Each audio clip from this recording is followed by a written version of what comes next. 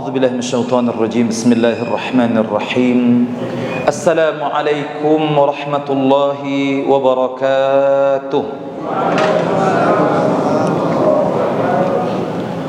إن الحمد لله نحمده ونستعينه ونستهديه ونتوب إليه ونعوذ بالله من شرور أنفسنا ومن سيئات أعمالنا من يهده الله فلا مضل له ومن يضلل فلا هادي له ونصلي ونسلم على حبيبنا المصطفى رسول الله صلى الله عليه وسلم قد بلغ الرسالة وأدى الأمانة ونصح الأمة وكشف الغمة ومحى الظلمة وجاهد في الله حق جهاده صلاة الله وسلامه عليك يا رسول الله صلى الله عليه وسلم اللهم اجعلنا ممن سبقت لهم منك الحسنى وزيادة اللهم أغننا بالعلم وزينا بالحلم وأكرمنا بالتقوى وجملنا بالعافية. Ya Allah, jadikan kami hamba-hambamu yang pertama melaksanakan di setiap kebaikan ya Allah. Ya Allah, kayakan kami dengan ilmu pengetahuan ya Dzal Jalali wal Ikram. Ya Allah, lembutkan hati kami di antara kami orang-orang yang beriman ya Allah. Ya Allah, muliakan kami dengan ketakwaan. Ya Allah, indahkan tubuh badan kami dengan akhlak yang mulia. Allahumma faqihna fid din wa 'allimna ta'wilah. Ya Allah, fahamkan kami terhadap agama ini dan ajarkan kami pengertian-pengertiannya. Wa sallallahu ala nabiyyina Muhammad wa ala alihi wa sahbihi wa baraka wa sallam. Walhamdulillahi rabbil alamin. Sama-sama kita mengucapkan kalimah Allah ya, untuk membangkitkan ruh kita insyaallah. Allah ya Allah, Allah ya Allah, Allah ya Allah, Allah ya Allah, Allah, Allah, Allah ya Allah, Allah, Allah, Allah ya Allah, Allah ya Allah, Allah ya Allah, Allah ya Allah, Allah ya Allah, Allah, Allah, Allah ya Allah, Allah, Allah, Allah ya Allah. Coba. Allah ya Allah, Allah ya Allah, Allah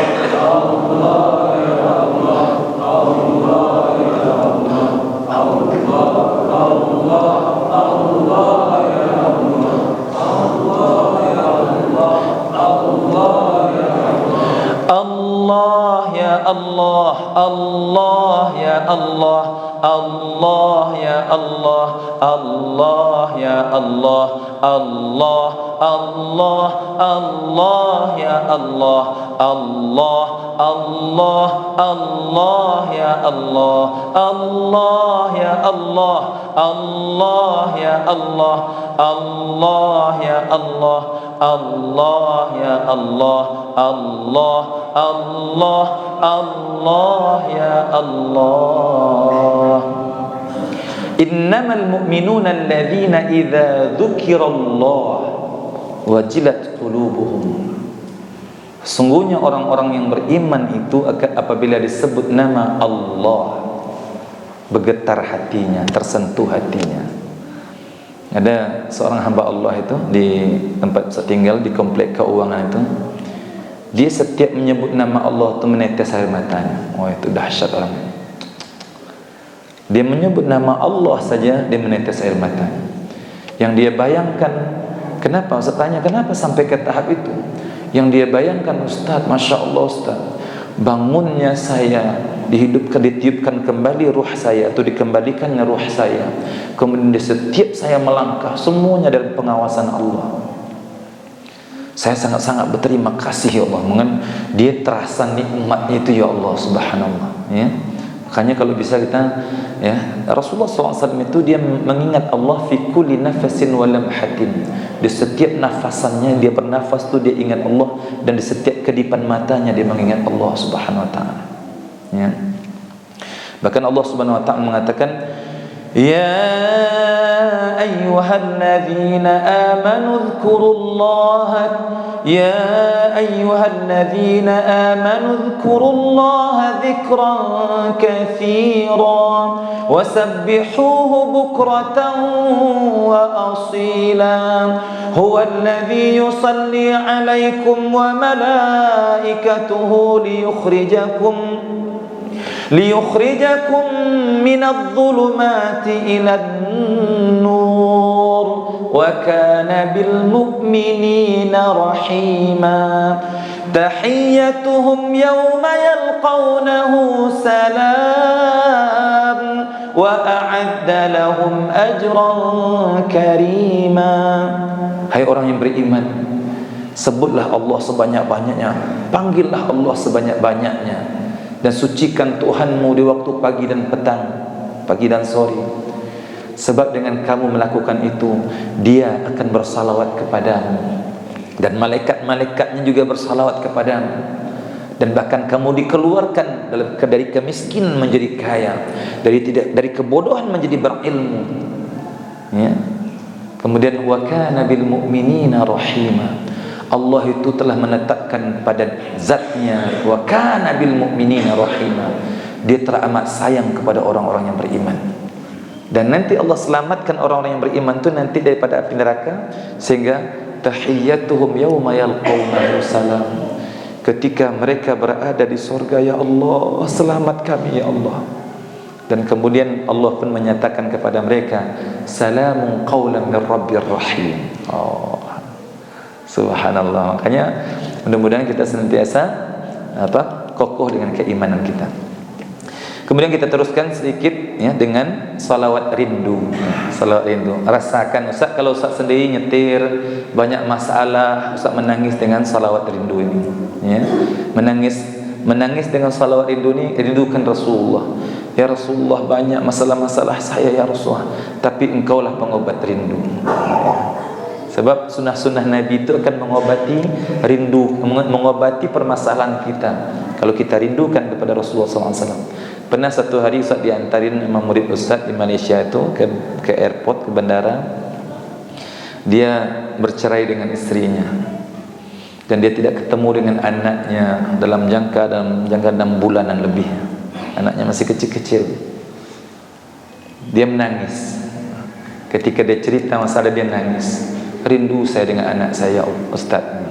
Betul Ustaz bilang, bang, pernah gak tangisan rindu itu abang berikan kepada Rasulullah? Langsung dia berhenti menangis. Kayak gak layak dia menangis untuk rindu kepada anaknya kalau dia belum memberikan rindu itu ke Rasulullah SAW. Allah ya. Pernah gak kita menangis rindu untuk bertemu Rasulullah? Kalau itu yang kita rasakan, subhanallah, itu memang subhanallah, kita sudah merasakan kenikmatan ibadah kita. Tapi selagi belum ada rasa rindu kepada Rasulullah, belum ada rasa tangis kita kepada Rasulullah, belum lagi. Oke, selawat rindu kita. Ya Nabi salam alaika, ya Rasul salam alaika, ya Habib salam alaika, salawatullah alaika. Sama-sama. Ya Nabi salam alaika, ya Rasul salam alaika, ya Habib salam alaika, salawatullah alaika. Ustaz sendiri ya. Ya Nabi salam alaika, ya Rasul salam alaika, ya Habib salam alaika,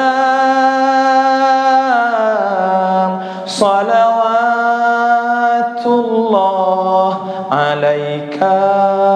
Sama-sama. Ya Nabi salam alaika, ya Rasul salam. Salam alaika ya Habib, salam alaika.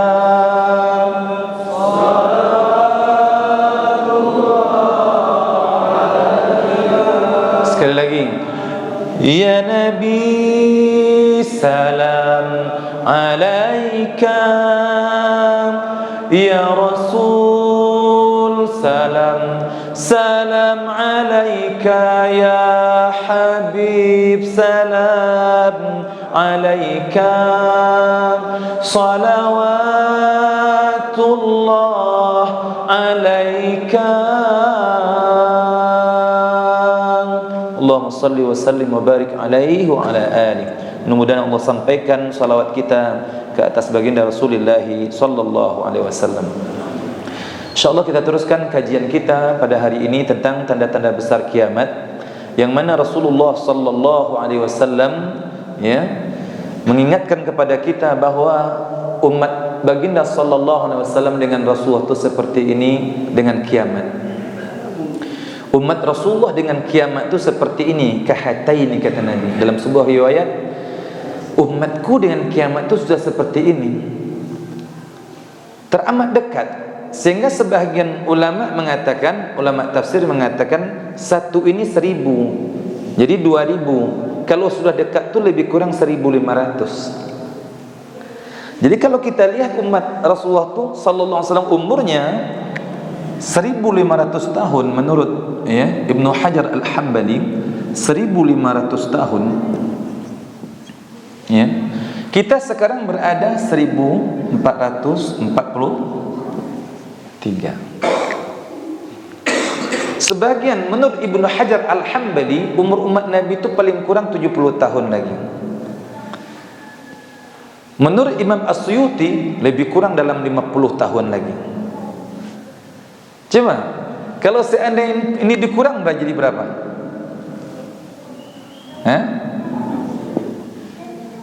Berapa?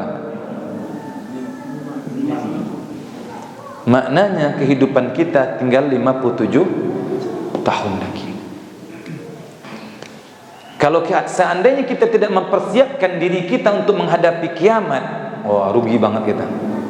Kita menceritakan Dajjal ini, menceritakan tanda-tanda besar kiamat ini, tujuannya supaya kita mempersiapkan amalan yang terbaik. Allah Subhanahu wa taala menciptakan kita, alladzi khalaqal mauta wal hayata liyabluwakum ayyukum ahsanu amala. Allah ciptakan kehidupan ini ibaratnya kematian. Dalam tafsir itu, alladzi khalaqal mauta, mauta itu sebab dunia ini kan hancur. Wal hayata ditafsirkan kehidupan akhirat. Wa ma hadhihi al hayatud dunya illa lahwun wa la'ib wa innad daral akhirata lahiyal hayawan. Sesungguhnya kehidupan akhirat itulah yang sebenar-benar kehidupan. Makanya jangan kita terlalu tenggelam banget dengan dunia. Kita mencari dunia untuk tujuan akhirat. Jangan mencari dunia untuk dunia, rugi. Makanya cari dunia ini, memang kita harus kaya. Nabi menyuruh kita kaya, Allah menyuruh kita kaya. Tapi dengan kekayaan itu kita mempersiapkan tabungan yang jauh lebih hebat ke akhirat. Kata salah seorang penyair, ya bena Adam. Ada seorang penyair mengatakan, ya bena Adam, waladatka ummuka bakiya wan nasu hawlaka yadhakuna masrura. Wahris li akhiratika idza bakau fi yawm mautika anta dhahikan masrura. Hai anak Adam, ketika ibumu melahirkanmu, kamu menangis dan manusia di sekeliling kamu tertawa. Betul enggak? Ketika kita lahir banyak orang tertawa. Dan berbuatlah untuk akhiratmu ketika mereka menangis sedangkan kamu tertawa ketika di kematianmu. Jangan kebalik, ketika kita mati orang ketawa, alhamdulillah katanya. Ini bahaya kalau kita mati orang ketawa, innalillahi wa inna ilaihi rajiun, itu maksudnya alhamdulillah banget dia dah mati katanya. Itu dahsyat banget. Maka kata Nabi SAW, Nabi ceritakan sampai Nabi suatu hari berjalan di di perkebunan kurma, kadang-kadang lihat ke atas, kadang ke bawah, kadang-kadang kayak menunduk. Ya Rasulullah, anggapan kami engkau melihat Dajjal ya Rasulullah, sebab tadi engkau menceritakan tentang Dajjal. Dan ternyata Dajjal ini memang lahirnya pun bermasalah. Lahirnya dalam riwayat, walaupun sebagian riwayat mengatakan ada riwayat ini ada penambahan.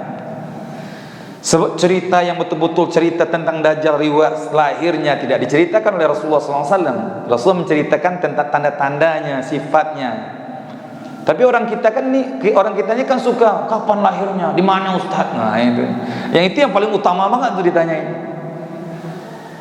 Dalam riwayat itu diceritakan memang Dajjal ini ada sebagian riwayat mengatakan dia lahir sebelum Nabi Musa. Ada yang riwayat mengatakan dia lahir ketika di zaman Nabi Daud. Allahu a'lam. Sebab cerita ini Israiliyat, diceritakan banyak oleh orang-orang Bani Israel. Ibu dan ayahnya itu ya, bentuknya juga bermasalah, enggak sempurna. Ya, ibunya terlalu besar, macam-macam lah. Jadi Ustaz pun malu untuk menyampaikan. Akhirnya apa? Akhirnya lahir dia dalam keadaan cacat. Sebuah riwayat mengatakan mata yang sebelah kanan yang buta, sebelah kanannya buta. Dan kemudian kata Nabi SAW dalam hadis yang sahih, dia lahir itu dia hatinya tidak tidur, matanya tidur, sampai ibu dan ayahnya menganggapnya begitu bertahun-tahun, masih dalam hati sudah setahun, 2 tahun, dah bertahun nggak bisa jalan, dia tidur aja. Ini anak nih lumpuh atau gimana, kata ayah dan ibunya. Sampai akhirnya ibunya memutuskan susu, ya, mestinya dia bermasalah dengan susunya, akhirnya dia meninggal, tinggal ayahnya. Kemudian dikatakan bahwa Dajjal ini, anak Dajjal ini mempunyai keistimewaan. Kemudian orang mengambil keberkahannya, ya, yang berhubung kayak dengan seekor sapi, yang akhirnya Dajjal ini boleh berjalan. Akhirnya orang mengambil keberkahannya, sehingga raja hakim ketika itu yang mengatakan diri dia Tuhan, dia mempermasalahkan, bukan ada apa-apanya, saya Tuhan kamu. Sehingga ayahnya pun berbohong bahwa sapi dengan Dajjal itu nggak ada apa-apanya, dia nggak ada punya kelebihan. Akhirnya Dajjal itu dibuang, dan dalam pembuangan itu yang memberikan dia makan adalah malaikat Jibril. Dalam riwayat itu diceritakan malaikat Jibril yang memberikan makan, diperintahkan oleh Allah Subhanahu wa taala. Makanya dia termasuk memang seseorang yang memang Allah sudah persiapkan untuk jadi fitnah. Sebab berhubungkan dengan malaikat Jibril yang memberikan dia makan. Sebab memang dia fitnah, dia ujian yang paling berat. Kita lihat gimana Dajjal ini, memang dia diuji, memang ujian untuk manusia di akhir zaman. Kata Nabi sallallahu alaihi wasallam, wa inna min fitnatihi anna ma'ahu jannah wa naran, fa naruhu jannah wa jannatuhu nar.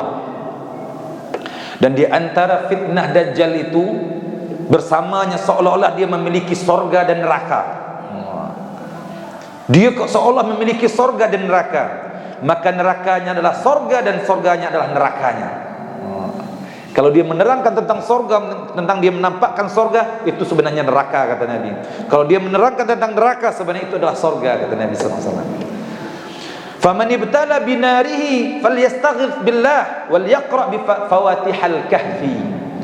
Siapa yang diuji dengan nerakanya Dajjal, maka dia meminta tolong kepada Allah dengan apa? Dengan dia membaca 10 ayat.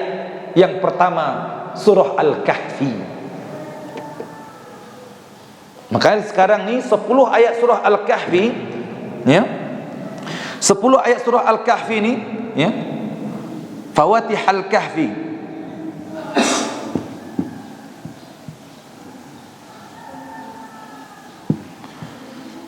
Ayat yang pertama surah Al-Kahfi ini, kalau bisa dari sekarang mulai dihafal. Kalau nggak dihafal bermasalahnya. Kalau sekarang ni kalau kita nggak hafalkan kepada anak-anak, khawatir anak-anak kita berdepan dengan Dajjal. Contoh sekarang anaknya yang berumur sekarang 10 tahun, kalau 57 tahun, maknanya kalau hidup dia sampai 67 tahun bertemu dia. Kalau anak dia setahun sekarang, umurnya 58 tahun bertemu dengan Dajjal. Makanya latih. Ustaz pun sekarang ketika Ustaz sudah baca hadis-hadis dengan Dajjal ini, hampir tiap Jumat itu Ustaz hafalkan 10 ayat yang pertama itu kepada anak-anak Ustaz. Saya enggak tahu sebab apa kata Nabi, enggak akan selamat daripada api nerakanya Dajjal melainkan orang yang membaca Fawatihal Kahfi. Enggak ada kesempatan mau lihat HP dulu, enggak bisa. Dajjal depan HP dulu, enggak bisa, harus dihafal. Dan sebuah riwayat menyatakan bahawa surah yang pertama yang Allah angkatkan sebelum kiamat terjadi, yang hilang dari permukaan bumi ini, surah Al-Kahfi. Sebab nanti ayat-ayat Al-Quran ini dia akan hilang di lembaran-lembaran itu. Itu tanda-tanda kiamat juga. Ayat-ayat Al-Quran yang ada di Al-Quran itu hilang. Jadi memang Allah akan menunjukkan bahwa kiamat akan terjadi. Allah selamatkan, yang mana Al-Quran datang daripada langit, Allah akan angkatkan ke langit kembali. Ya, kalau seandainya kita, tapi selagi masih ada ya Ustaz Fitrah ya, yang hafiz Al-Quran dalam dadanya ya. Selagi ada Al-Quran maka Allah jaga kita. Selagi ada azan ya, Masya Allah ya, kalau bisa seperti itu. Fatakunu alaihi bardan wa salaman kama kanatin naru ala Ibrahim. Kalau kita baca Fawatihul Kahfi, apinya Dajjal tu maka menjadi dingin dan dia bisa menyelamatkan orang yang membaca yang 10 ayat yang pertama, atau dalam riwayat yang lain 10 terakhir surah Al-Kahfi. Dua-duanya benar. Hafal 10 ayat pertama atau 10 ayat terakhir surah Al-Kahfi. Enggak tahu, sebab kalau kita melihat film-film barat dan film-film Yahudi itu kan kadang-kadang bacaan-bacaan itu bisa mempengaruhi. Dia bisa menghalang kekuatan materi. Ustaz, ketika Ustaz baca ternyata Rasulullah sallallahu alaihi wasallam itu ketika dia mi'raj ke langit itu, dia bukan normal seperti ini dia pergi ke langit. Ternyata malaikat Jibril menjadikan Nabi menjadi cahaya. Sebab dalam tubuh kita ini ada nama dalam teori annihilasi. Dalam teori annihilasi itu dalam tubuh kita ini materi dan ada non materi.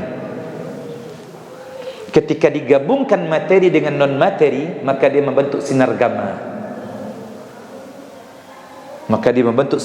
Makanya Rasulullah ketika dia mi'raj itu dijadikan oleh malaikat Jibril menjadi sinar, menjadi cahaya, sehingga malaikat cahaya, burak cahaya, Nabi menaiki burak dengan menjadi cahaya, maka dia bisa melesat secepat kilat. Sebab kecepatan kilat itu 300.000 kilometer per detik. Kalau seandainya Nabi dibawa oleh malaikat Jibril tubuh seperti ini dengan kecepatan 300.000 kilometer per detik, bukan per jam, per detik, itu bisa bercerai-cerai badan Nabi. Itu makanya kalau kita melihat film apa? Star Trek. Ya, betul ya? Film Star Trek itu kan dia kalau dia ingin berpindah ke satu tempat di tempat yang lain, maka dia masuk ke dalam tabung annihilator namanya, annihilator. Dia masuk ke dalam tabung itu, kemudian tiba-tiba dia sudah menjadi berbentuk cahaya, tiba-tiba dia sudah pindah ke tempat lain. Dan itu memang dalam teori annihilasi itu ada. Makanya ketika membaca surah Al-Kahfi ini, maka apinya Dajjal itu berubah menjadi dingin dan menyelamatkan. Seperti mana Nabi Ibrahim dilemparkan ke dalam bara api yang besar, maksudnya dalam api yang besar yang dikumpulkan pohon-pohon yang kemudian batang-batang pohon itu dibakar, kemudian dilemparkan Nabi Ibrahim. Sebagian riwayat mengatakan Nabi Ibrahim berada dalam api itu selama sebulan. Bayangkan, sebulan Nabi Ibrahim berada dalam api. Maka kata Allah Subhanahu wa taala, ya naru kuni bardan wa salaman ala Ibrahim. Hai api yang memang sifatnya membakar, tapi Allah yang memerintahkan api dingin, selamatkan Ibrahim. Nabi Ibrahim selamat Allah. Wa inna min fitnati an yaqula li a'rabi ara'aita in bu'ithu laka atau in bu'ithu laka abaka wa ummaka atashhadu anni rabbuk. Kemudian di antara fitnah Dajjal nih, coba Dajjal, kata Nabi SAW, Dajjal itu memang pembantunya syaitan-syaitan. Seperti mana Tamim Ad-Dari ketika dia terdampar dengan 30 kawan-kawannya, ya, di lautan, ya, yang lebih kurang dekat-dekat Khurasan itu. Dikatakan apa? Ketika dia terdampar itu dia bertemu dengan seekor binatang, dikatakan dabah di situ, yang berbulu lebat, nggak tahu mana ekor dan mana kepalanya. Dan dia bisa berbicara. Allahu alam, bisa jadi memang dabah ini yang betul-betul keluar nanti, Allahu alam. Dan dia, ma anta, kata Tamim Ad-Dari dengan kawan-kawannya, apa kamu ini? Dia bilang, ana jassasah, saya ini mata-mata, katanya. Dia bahasanya gitu. Ayo saya tunjukkan kamu kepada seorang laki-laki. Kemudian dia bertemu dengan Dajjal dan dia melihat seorang yang besar badannya, kemudian bentuk rambutnya keriting, kemudian bentuknya jelek lah sebenarnya. Kemudian dia bertanya tentang korma, dia bertanya tentang sudahkah diutus Nabi Al-Ummi, seorang nabi yang buta huruf katanya. Terus ditanya bagaimana perlakuan kaumnya, sudahkah kaumnya memusuhinya? Benar, kata Tamim Ad-Dari. Pokoknya diceritakan, ditanya semua. Dia bertanya sebab apa? Sebab apa kata Dajjal? Sudah saatnya saya akan dikeluarkan oleh Allah Subhanahu wa taala. Sudah saatnya saya akan keluar. Kalau Nabi itu sudah keluar, saya akan keluar. Belenggu ini akan terputus. Kemudian di antara fitnahnya dikatakan kepada seorang orang Arabi ini, orang luar Arabnya. Hai, kalaunya hai orang luar Arabnya, maukah jikalau aku hidupkan untukmu ibu dan ayahmu? Sudah meninggal, aku hidupkan. Kalau aku hidupkan, apakah kamu mempersaksikan bahwa saya adalah Tuhanmu? Fayaqul, orang Arabi ini, orang asing ini, maksudnya selain Arab ini mengatakan, na'am, iya. Fayatamathalu lahu syaitanan fi surati abihi wa ummi fayaqulan ya bunay ittabi'u fa innahu rabbuk. Allah, dahsyat.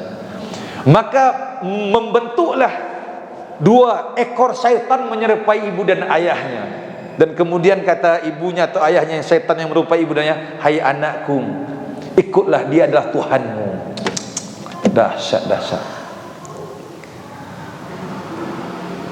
Kemudian juga di antara fitnahnya, wa inna min fitnati an yusallita ala nafsin wahidah fayaqtuluha wa yanshuruha bil minshar hatta talaqqa shaqqaini thumma yaqul unzuru ila abdi hadha fa inni ab'athuhu al'an thumma yaz'amu anna lahu rabban ghairi. Kemudian ada seorang hamba Allah yang memang dia memiliki kekuatan, dengan kekuatan surah Al-Kahfi, dengan ketaatan dia. Dan Dajjal tahu dia ni pembangkang. Apa kata Dajjal? Dia potong orang itu, yang orang yang membangkangnya. Tahu enggak kamu? Aku potong orang ini, nanti aku akan hidupkan dia. Setelah dia hidup, maka dia tidak mengakui aku sebagai Tuhannya. Dia mengakui ada Tuhan lain selain aku. Padahal Dajjal tahu betul dia hanya bisa sekali itu saja menghidupkan orang mati. Dipotongnya dengan gergaji, dibelah duanya orang itu dengan gergaji, pemuda itu. Lihatlah nanti, saksikan bahwa hambaku ini, katanya, hambaku ini dia aku hidupkan, maka dia tidak mengakui aku sebagai Tuhannya, dia mengakui Tuhan lain selain diriku, kata Dajjal. Fayab'athu Allah, maka Allah hidupkan pemuda itu atas izin Allah tentunya. Wa yaqulu lahul khabith mar rabbuk, maka Dajjal bertanya kepadanya, siapa Tuhanmu? Maka pemuda yang dihidupkan oleh Dajjal, seolah-olah Dajjal menghidupkan ini, fayaqul, dia berkata, Rabbi Allahu anta aduwullah anta Dajjal wallahi ma kuntu qattu ashadi basirah bika minnil yawm. Siapa Tuhanmu? Kata Dajjal kepada pemuda yang disambungkan kembali, tubuhnya hidup kembali. Siapa kamu? Siapakah Tuhanmu? Kata pemuda ini, Tuhanku Allah. Engkau adalah musuh Allah, engkau Dajjal. Dia nampakkan permusuhannya dengan Dajjal. betul-betul sudah nyata bagi aku, ternyata memang akan diutuskan oleh Allah Subhanahu wa taala, akan dikeluarkan oleh Allah Subhanahu wa taala Dajjal seperti engkau. Sudah nampak nyata-nyata bagiku sekarang, ternyata benar dengan hadis-hadis Nabi, kemudian mempraktikkan, dan dia termasuk pemuda yang menjaga tauhidnya yang hebat. Kemudian wa min fitnatihi an ya'muru as-samaa an tumtir fatumtir wa ya'muru al-arda an tumbit tumbit. Dan daripada fitnah Dajjal ini ketika dia memerintahkan hujan turun hujan. Dalam riwayat yang lain, ternyata 3 hari sebelum keluarnya Dajjal, 3 tahun sebelum keluarnya Dajjal, tahun pertama sepertiga langit tidak turun hujan, sepertiga bumi tidak tumbuh tumbuhan. Tahun kedua sebelum keluarnya Dajjal, 2/3 langit enggak turun hujan, 2/3 bumi tidak tumbuh tumbuhan. Di tahun Dajjal keluar, 1 tetes pun hujan tidak menurunkan hujannya, dan tidak satu tumbuh-tumbuhan pun yang tumbuh di muka bumi. Gersang, teramat gersang. Bukan hujan enggak turun karena pawang hujan, seperti di Lombok.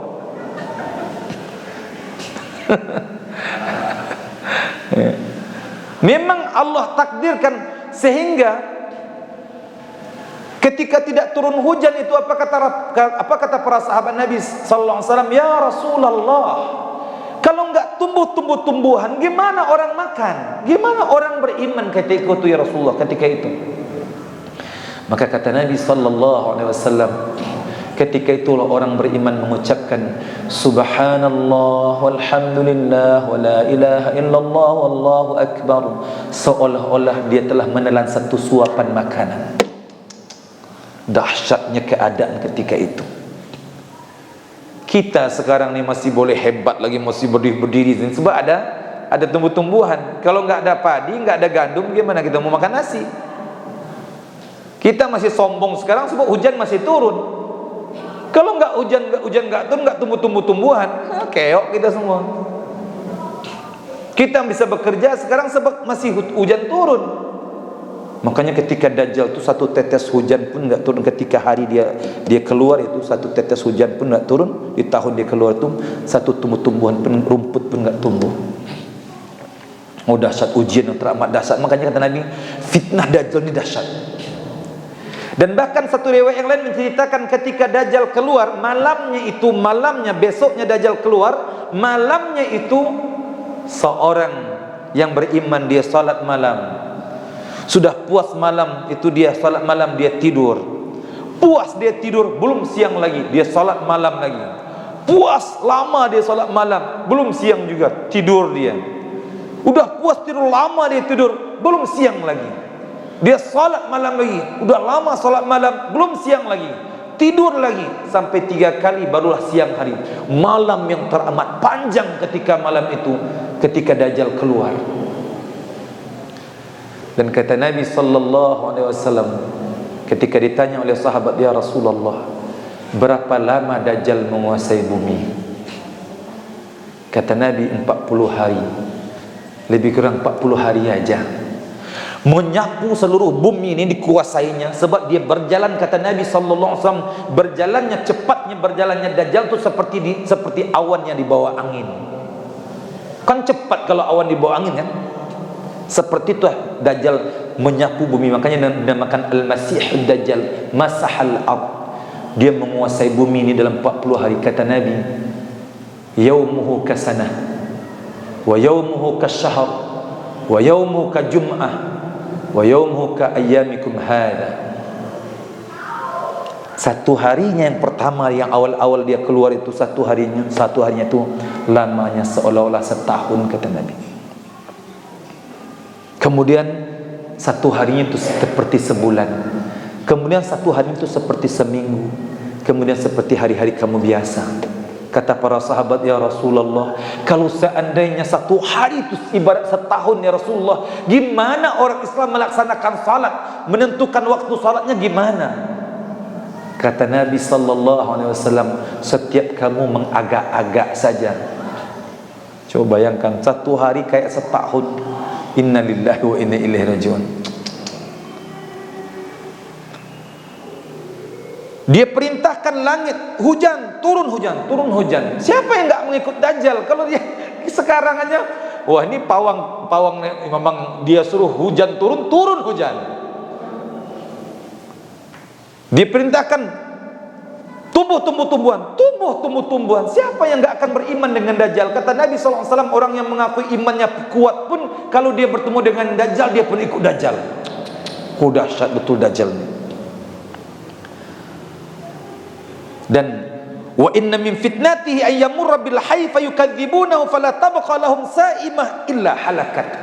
Kalau dia melewati satu kawasan, satu wilayah, dan kemudian wilayah itu mendustakan dia, kalau Dajjal meninggalkan kawasan itu mati semuanya, tumbuh-tumbuhannya mati. Dia yang membuat seperti itu. Enggak mau beriman orang itu dengan Dajjal, maka dijadikan tempat tinggalnya gersang, maka kering semuanya. Oh dahsyat Dajjal. Wa inna min fitnatihi an yamurra bil hayy fayusaddiqunahu fayamuru as-samaa an tumtir fatumtir wal arda an tumbit fatumbit hatta taruha mawashihim min yawmihim dhalik asman ma kanat wa a'zamuhu wa amadduhu khawasir wa adarruhu duru'an. Dan kemudian di antara fitnahnya ketika dia melewati satu kawasan dan kawasan orang-orang di kawasan itu beriman dengannya, maka tempat itu menjadi makmur, tumbuhannya semuanya orang yang beriman dengannya. Siapa yang enggak akan beriman kalau dia mampu melakukan seperti itu? Tentunya atas izin Allah, sebab Allah jadikan memang dia fitnah. Ada juga jemaah yang tanya, Ustaz, kok Dajjal bisa gitu Ustaz? Sebab Allah jadikan memang dia fitnah akhir zaman. Ya. Kemudian wa innahu la yabqa syai'un minal ard illa wati'ahu wa dhahara alaihi illa Makkah wal Madinah. Dan seluruh tempat di muka bumi ini sudah dikuasai oleh Dajjal, didatangi semuanya sampai ke Atambua nih, sampai ke Masjid Al-Hidayah ini. Enggak ada satu tempat yang tidak dikuasai oleh Dajjal, dilewati semuanya, melainkan Makkah dan Madinah. Makkah Madinah tidak bisa dikuasainya. Sebab apa? La ya'tihima min niqabihima illa laqiyathul malaikah bisuyuf sallatuh. Kalau dia mencoba untuk datang ke Madinah itu sudah dijaga oleh malaikat-malaikat yang di tangannya sudah ada pedangnya. Coba masuk pancung. Dan memang ternyata ya, di Madinah itu sendiri pun ada polisi-polisi secara gaibnya. Ya. Ada guru yang sebab dia ngajar di tempat Ustaz Imam di Malaysia itu, Ustaz Syukri namanya. Ustaz Syukri ini ada satu jin itu suka dengan dia, dan dia tahu itu jin. Bukan manusia, dia tahu betul. Sebab dia memang yang rajin mengaji, dia membawa jemaah haji dan umrah. Dia tahu. Tapi ketika dia sampai di Masjidil Haram, ya, dia nggak bisa masuk. Ini bukan dia jin yang menyuruhkan. Jin itu kan kalau secara jinnya nggak nampak, tapi dia menyerupai seseorang. Dan Ustaz ini tahu dia itu jin. Dan jin ini suka dengan Ustaz ini. Pokoknya dia suka. Ustaz Syukri ini orangnya lembut, dia mesti dalam hati orangnya nggak kasar. Jin itu suka dengan untuk datang menziarahi dia. Dia tahu, sebab kalau orang biasa ya, setiap ditawarkan ini pasti dia makan kan. Ini dia nggak makan ya. Tapi ketika dia mau masuk Masjidil Haram nggak bisa dia. Ada yang menghalangnya, malaikat menghalangnya. Sebab malaikat-malaikatnya, misalnya bahasa Ustaz, polisi-polisi Makkah Madinah itu coba masuk aku pancung gitu. Ya. Maka akhirnya apa? Ustaz Syukri ini dia ngobrol, dan kemudian dia mengajak dia untuk masuk Islam. Kalau kamu suka dengan saya, masuklah ke dalam Islam. Sebab ada jin-jin yang memang dia boleh menyerupai seseorang dan dia nampak. Tapi kalau jin banget itu kita nggak akan nampak, sebab jin itu memang gaib. Tapi kalau dia menyerupai seseorang, kita bisa nampak, seperti dia menyerupai binatang, ya. Bahkan kadang-kadang jin itu menyerupai orang tua kita. Tiba-tiba kita melihat orang tua kita di pojok rumah kita, padahal bukan orang tua kita. Ya, sebab nggak ada orang yang jadi-jadian itu, nggak ada. Ya, sebab kalau sudah meninggal, kalau yang jahat di tempat yang paling, innal fujjar lafi jahim, di tempat yang paling rendah. Kalau dia orang-orang yang baik, ruhnya sudah di tempat yang tertinggi. Innal abrar lafi aliyyin. Sungguhnya orang-orang yang suka berbuat baik itu ruhnya ditinggikan oleh Allah Subhanahu wa taala. Oke, terus. Hatta yanzila 'inda ad-darib al-ahmar 'inda maqta' as-sabkhah. فترجف المدينة بأهلها 3 رجفات فلا يبقى منافق ولا منافق إلا خرج إليه. Dan Madinah nanti dia Dajjal ni ada tempat di luar Madinah itu yang sekarang ni kan ada yang apa namanya Istana Putih itu. Dan ternyata istana itu memang Allahu a'lam sekarang ada, yang diceritakan Nabi ini ada sekarang, dibuat oleh kerajaan Saudi. Dia nggak bisa masuk Madinah, tapi dia akan berada di Istana Putih yang di atas bukit Madinah itu.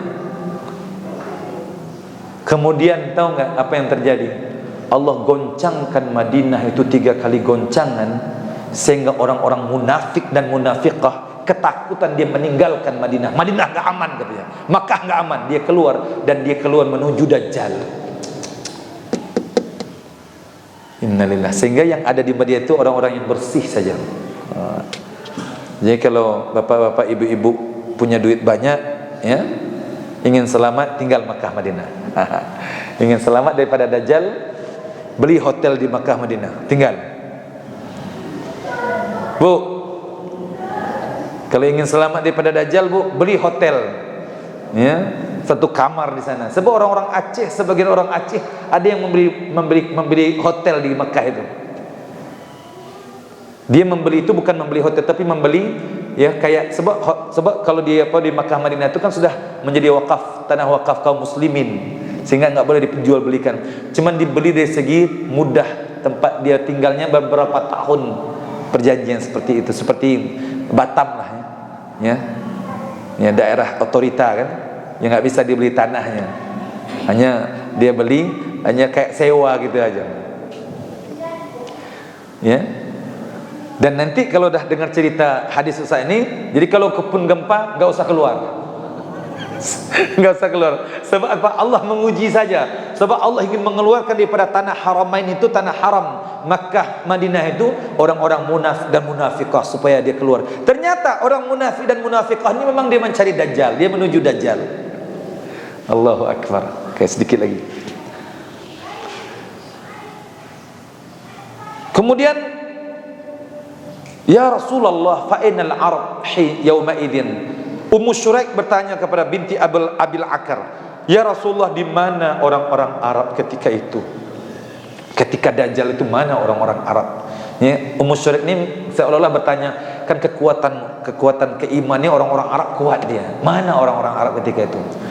Qal hum yawma idzin qalil. Orang Arab ketika itu sudah sedikit jumlahnya, kata Nabi. Dah enggak banyak lagi. Wa julluhum bi Baitul Maqdis. Dan sebahagian yang sedikit itu pun di mana? Di mana? Mereka berada di Baitul Maqdis. Allah. Wa imamuhum rajulun salih. Dan imamnya seorang pemuda, seorang laki-laki yang saleh.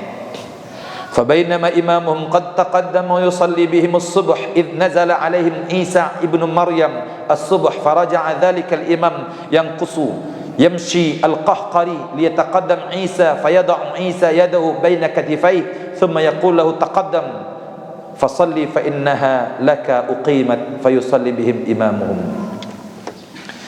Jadi ketika rajulun salih siapa? Imam Mahdi. Kata Nabi SAW, Imam Mahdi akan menyelamatkan umatku. Namanya sama dengan namaku, binnya sama dengan binku. Maksudnya ayahnya juga sama dengan nama ayahku. Maka namanya Muhammad bin Abdullah, dan dia daripada keturunanku, kata Nabi SAW. Sebagian besar ahli tafsir hadis mengatakan bahawa Imam Mahdi itu adalah keturunan Hasan Ibnu Ali, bukan Husain. Ya. Sebab yang menyerupai Nabi, sampai ada sebagian sahabat mengatakan kaki Hasan itu seperti kaki kakeknya. Sampai kata Hasan itu memang, ya, di tampannya dia menyerupai Nabi sallallahu alaihi wasallam.